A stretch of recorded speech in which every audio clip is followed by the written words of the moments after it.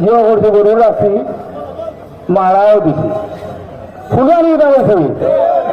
আমরা আর বাড়ি বাতে যা কুলানো ইসলাম দিকে রাত্তর তুলে আমরা আর বাড়ি বাতে যা সঞ্জি চালায়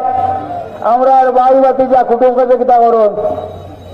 ট্যাক্স চালায় তা আমরা শ্রমিকর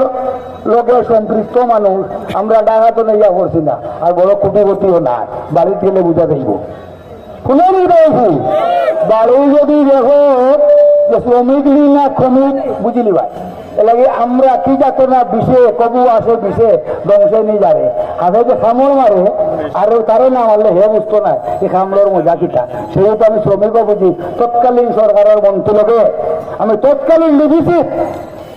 সাক্ষাৎকার দিচ্ছি প্রতিপক্ষ ধরে আমি বলছি কিওর পরিবেশ আর কিওর কিটা যদি মানুষ খাইয়া বাঁচতে পারে না পরিবেশের ক্ষতি বিষে করে মরবো ও তিলক না খাইলে হাজম মরি না হাজার মরিচ মরে যার অভাবে তাই ইনশাল্লাহ তাহলে আল্লাহ